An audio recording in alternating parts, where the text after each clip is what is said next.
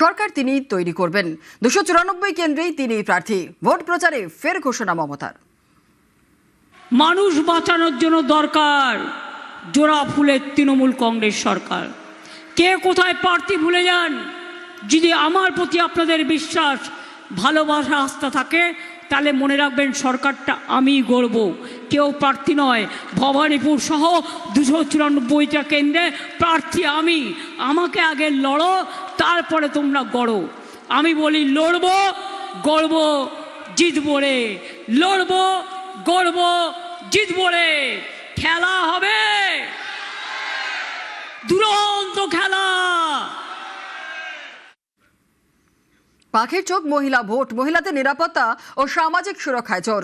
ক্ষমতায় এলেই সব মহিলাকে মাসিক 3000 টাকা, সরকারি চাকরিতে 33% সংরক্ষণ, নিরাপত্তা সুনিশ্চিত করতে সব রকম ব্যবস্থা। কালনার সভায় ঘোষণা নরেন্দ্র মোদীর। अब बंगाल में महिलाओं के खाते में 3000 रुपये सीधे पहुंचेगा। नौकरियों में 33% आरक्षण मिलेगा। बंगाल की बेटी अब डरे नहीं। बंगाल की बेटी अब असुरक्षित नहीं रहेगी। बंगाल की बेटी अब सम्मान और स्वाभिमान के साथ आगे बढ़ेगी। কর্মসংস্থানের নামে মিথ্যে প্রতিশ্রুতি, বিজেপিকে তোপ মমতার।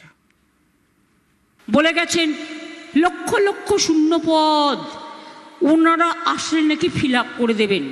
জিজ্ঞেস করুন রেলে কত শূন্য পদ আছে। আমি রেল মিনিস্টার ছিলাম, জানি। গ্যাংম্যান নেই, পরিষ্কার করার লোক নেই, খাদ্যে ইঁদুর টিকটিকি ঘুরে বেড়াচ্ছে, পরিষ্কার করার লোক নেই। ডিফেন্সে কত শূন্য পদ আছে, অন্যান্য জায়গায় শূন্য পদ কত আছে কেন্দ্রীয় সরকারের। সেল বিক্রি করেছেন, গ্যাল বিক্রি করেছেন, এলআইসি বিক্রি করেছেন, রেল বিক্রি করতে যাচ্ছেন, অ্যাভিয়েশন প্লেন বিক্রি করেছেন। বাকি কি আছে? দেশটাকে তো বিক্রি করে দিয়েছেন নিজেদের স্বার্থে। উনি নাকি লক্ষ লক্ষ লোকেদের চাকরি দেবেন। 2014 সালে কি বলেছিলেন? বেকার যুবকদের 2 কোটি করে লোককে বছরে চাকরি দেবে। একজনকেও দিয়েছে? এত মিথ্যে কথা বলতে পারে কল্পনা করতে পারবেন না, কারণ এরা পাপী। উত্তরবঙ্গে মোদীর রোড শো, কখনো হেঁটে কখনো গাড়িতে। বাগডোগরা থেকে শিলিগুড়ি যাওয়ার পথে জনসংযোগ নরেন্দ্র মোদীর। আজ শিলিগুড়ির কাউখালী মাঠে জনসভা।